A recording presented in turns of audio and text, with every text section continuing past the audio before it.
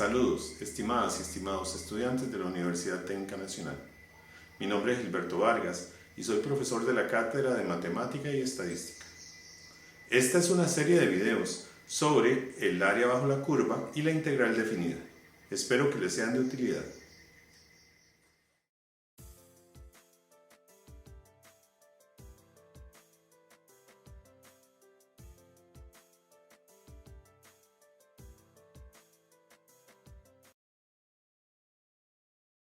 Cálculo se remonta a unos 2000 años atrás en la historia.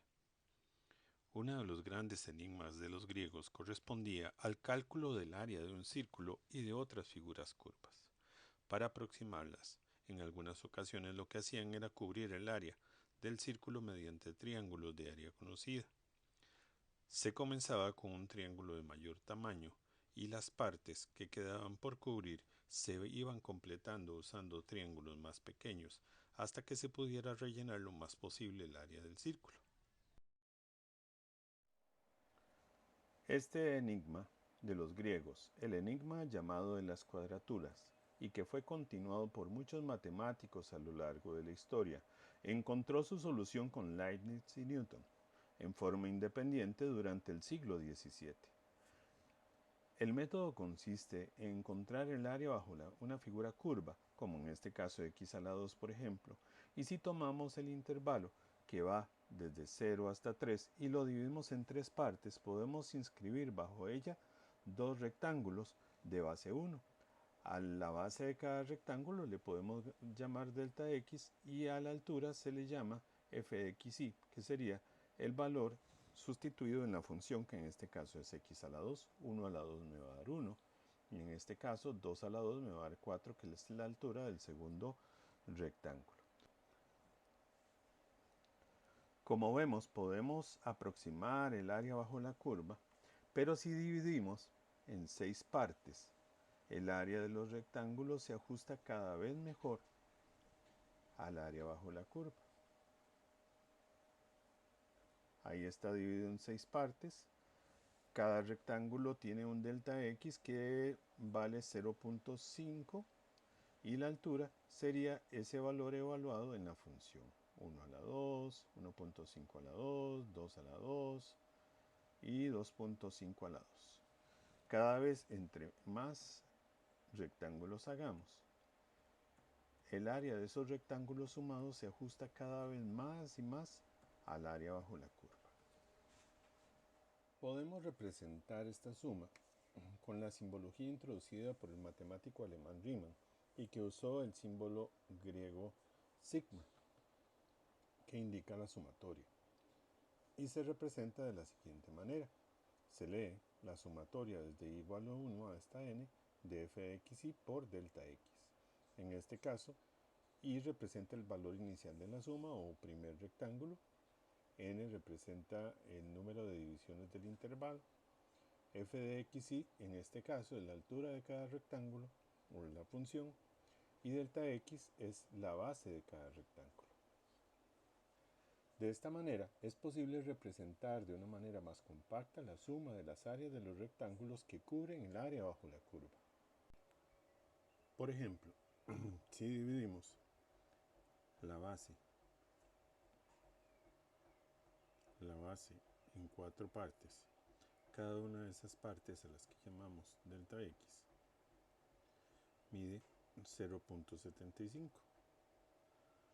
En este caso, el área se calcularía de la siguiente manera. La sumatoria desde igual 1 hasta 3, porque se compone en este caso de 3 rectángulos, de f de xy por delta x, siendo delta x 0.75. Entonces sería 0.75 por f de 0.75, que en este caso sería 0.75 elevado a la 2, más 0.75 por f de 1.5, que sería 1.5 a la 2, más 0.75 más por f de 2.25, que sería 2.25 a la 2. Este cálculo nos daría 5.91, que sería el área de los tres rectángulos. Idealmente podríamos dividir el intervalo en un infinito número de partes que nos darían rectángulos de base cada vez menor y que se ajustarían mejor al área bajo la curva en el intervalo a, b. Pero para esto vamos a introducir el concepto de integral como una sumatoria infinita de áreas que se ajustan de una forma exacta al área bajo la curva. En este caso, hacer una sumatoria infinita vamos a hacer un límite cuando n tiende a infinito, es decir, vamos a hacer un infinito número de divisiones de la sumatoria desde igual a 1 hasta n de f de xy, que viene siendo la altura de cada uno de los rectángulos por delta x, que es la base, siendo delta x el ancho de cada uno de los intervalos dividido entre el número de partes, que en este caso el número de partes es infinito, es decir, este delta x va a tender a 0. Eso se define como la integral desde a hasta b, que son los límites de integración, el límite inferior y el límite superior, de f de x, siendo f de x igual la altura de cada uno de los triángulos y delta x o de x, en este caso el ancho de cada uno de ellos. Y eso nos va a dar la integral. La integral se hace en forma normal, como ustedes la conocen, simplemente que se va a evaluar de a b. En este caso no se pone la constante porque se va a hacer una resta, y al hacer la resta, la constante se elimina. Entonces, para evaluar la función y obtener el área bajo la curva, se sustituye la función ya integrada en el valor de b, que es el valor mayor, y se le resta la función evaluada en el valor menor del intervalo.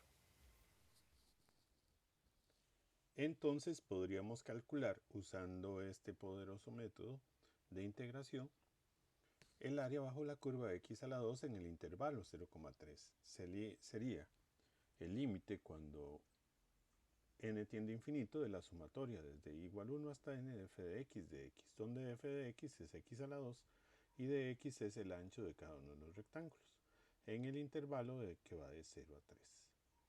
La integración se hace como ustedes la conocen, es decir, ¿cómo integramos una potencia? Se le suma 1 al exponente, sería x a la 3 y se divide entre la misma cantidad, que sería 3. Esto lo que indica es los límites de integración. Para recordarlos, ahora los vamos a evaluar, es de 0 a 3. Entonces se evalúa primero con el 3, siempre se evalúa primero con el de arriba, que es el mayor, 3 a la 3 sobre 3, y se le resta el otro evaluado, que sería 0 a la 2 sobre 3. El resultado de esta expresión es 9, que sería el área bajo la curva.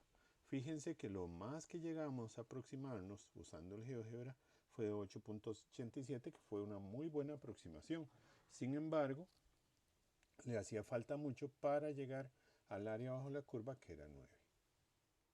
Muchas gracias, espero que el video les haya sido de utilidad. Hasta luego.